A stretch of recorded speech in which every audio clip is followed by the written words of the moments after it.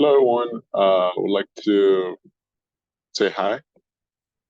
Today, I'm going to be working with you all through a problem that I designed. I hope you like it. I tried to be relatively,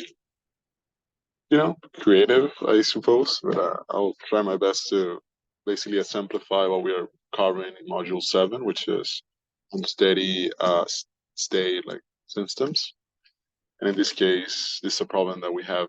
And again, the essentially the setup that we're going to have this morning is that I'm going to have my tablet here where I'm solving the problem, and I'm going to be talking to you in the camera. So yeah, let's go for it. So the problem reads, in your senior design class, your team was assigned to design a single-use, portable, and inexpensive dialysis device to be deployed in rural and low-income areas worldwide. So far, your team has developed a dialysis device that works as a passive filter. Device utilizes the user's blood pressure to filter out their toxins. The device works by redirecting the blood of a short section of the axillary artery and then returning the filtered blood to a preceding section of the axillary artery. Based on the preliminary testing, no reaction occurs when toxin when the toxins are filtered. My bad, that was like a typo. And we have data in figure 1 that was collected. Okay. So we have this data that says rate of toxin filtrated, and we have it over time of 6 hours. Okay, let's see what we're being asked. We're being asked, write a mass conservation equation for the toxins being filtrated by the dialysis device. Okay, so essentially what we have over here, it's a system that is receiving toxins and is excreting toxins. But the amount of toxins are being secreted is not the same as the one being absorbed, because at the end of the day, we're filtering toxins. So what we are looking at here is the amount of toxins that we are filtering over time. So we can look at this and see that this is the amount of accumulation over time. And it's interesting because it's like a curve. And as we have discussed before, we have a rate or we have a discrete rate. Therefore, what we can do in this case is use the integral form of the conservation equation in order to write over mass accounting equation. In this case, there's two approaches. I'm going to use one that I think is the most simple one, which is simply just calculating the area under the curve instead of the area under the curve, because that's what's going to give us at the end of the day the accumulation. So let's jump into it. So the first thing that I'm going to do is to write the system. We know our handy dandy box. So we know that we have some section, let's see,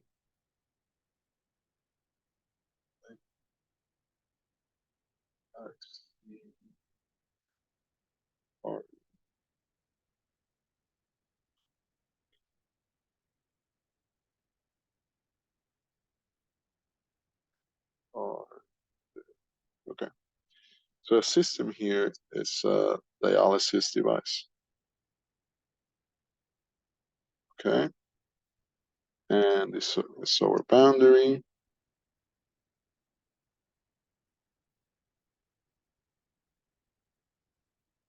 Awesome. And essentially the exchange that we have is basically blood in, blood out. What we're actually interested on is in the mass of toxins. So we can write either or, but I'm gonna put like blood, be like toxins in, toxins out. Awesome. So what we can do here, you could also like write this if it makes you understand this a little bit better. Essentially what's happened is in the axillary artery, we have some blood the blood that is coming in here then is redirected here, goes through our dialysis device, and then comes out of here and goes again to the artery, then continues its path. Okay? Awesome. So the first thing that we have to do is to create our general accounting equation. In this case, it's going to be it's called integral. So we have to say that the 0 to Tf of the mass of the toxins in dt minus T0 to Tf of the mass of the toxins out dt plus T0 to Tf of the mass toxins generated dt minus T0 to Tf of the mass of the toxins being consumed dt. All of that, sorry that I write very big, it's going to be equal to 0 to Tf of the mass of the toxins accumulated. Okay. In this case, we know right in here, yeah, I read it somewhere. Based on the preliminary testing, no reaction occurs. Okay. That's telling us, right, that there's not generation or consumption of toxins in our system.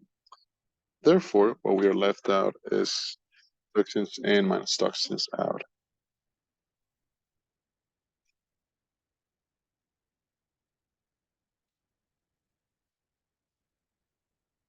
Oh, forgot the dt, the differential, very important.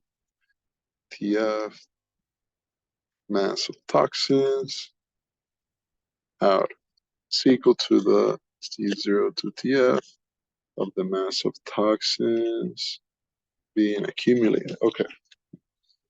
So in this case, what we have is this. We have the accumulation between the time 0 to time 1. Then from time 1 to time, it's like one section. So we can call this section 1. This could be called section 2. It's again under T0 to Tf. And this is, you can call it again T0 to Tf, section 3. Okay? And it's as simple as describing the area of triangles and a square. In this case, this will be base times height times 1.5 for the first one, and the third, and the second one, it will be base times height. As simple as that. So let's go at it again and do it. So we have section 1 that comprises T0 equals to 0 to Tf being equal to 1. Okay. And in this case, we have a triangle that is like that. And our friendly triangle is 1 hour. The base is 1 hour. The height is 10 milligrams per hour. Yeah, 10 milligrams. We know here that the axis are time in hours and rate of filtration, which is milligrams over hours. So, hey, good morning. By calculating the mass of toxins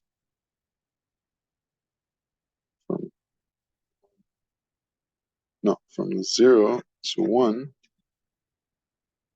being accumulated, we have that it will be base, which will be 1 hour, times the height, which is 10 milligram over hour times 1.5. So we have the result being 5 milligrams. Let's go for section 2. Section 2. that comprises a time, initial time being at 1 hour, to the final time being let's see, 4 hours. 4 hours. So again, same thing. What we're calculating is the area under the curve. So in this case, we have a square. Okay. And in this square, the base is going to be 4 minus 1. That's so 3 hours. 3 hours. And the height is the same. It's at 10 milligrams. 10 milligrams per hour. So again, if we want to calculate the accumulation of toxins from 1 to 4, I'm pretty sure, yeah, I forgot the differential here. Forget your differential, guys. We're gonna have, again, base times height. So it will be 3 hours times 10 milligrams per hour, which is gonna be 30 milligrams in accumulated. Let me write that here, 30 milligrams. Okay. And finally, to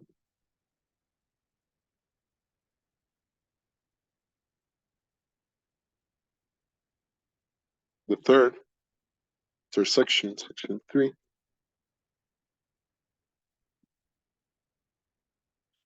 is another triangle. And this triangle, we have a base that is 2 hours.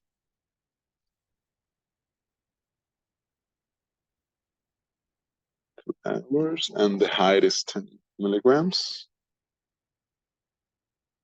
per hour. And again, the accumulation from the time T0 is equal to 4 and TF is equal to 6. So from T0 to 4 to TF equal to 6. Yeah, 2 hours, of course. So 4 to 6 of the mass flow rate of the toxin being accumulated, which will be equal to base 2 hours times height times milligram over hour times 1.5 will be equal to 10 milligrams. Therefore, to calculate the amount of toxins being accumulated, be simple as adding all of this areas of under the curve. So the final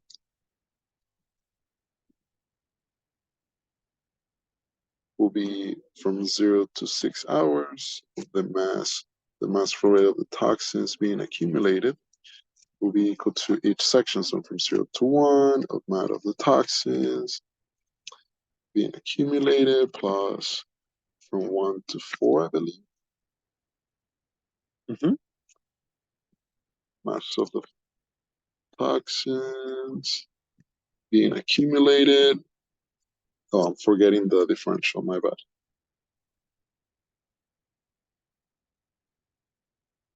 dt, and then the final one that we said that is from 4 to 6, 4 to 6, mass flow rate of the toxins being accumulated. Okay, so let me just get a little lazy and just copy here, copy this, put it here.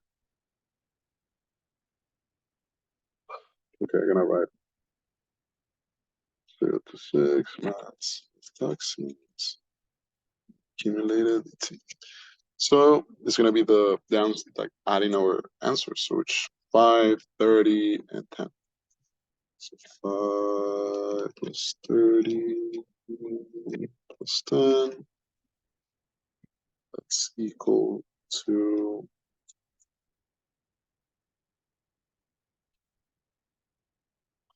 45 milligrams. That will be our answer there of the amount or the mass of toxin being accumulated.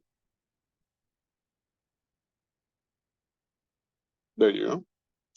And then question B is asking, traditional dialysis devices can filter 50 milligrams of toxin in 4 hours. Is your device comparable to a commercial dialysis machines? Explain your reason. So we know that our device, so we developed in Zero Design, can filter 45 milligrams in 6 hours. So if we divide 45, that's something that you can sometimes do when you don't have like a somewhere to start from. Starting, like in this case, we're comparing. We can do 45 divided by 50, which is 2.90. So we know that the amount of that's being filtered is like 90% of the standard, and it's in a comparable time. Instead of being 4 hours, which is normally a dialysis could take, this one is 6. But we could reason that yes, our device is comparable to a normal dialysis machine, and we can go forward and saying that yes, because our device filters 90% of what a commercial device, commercial dialysis device can filtrate within a comparable time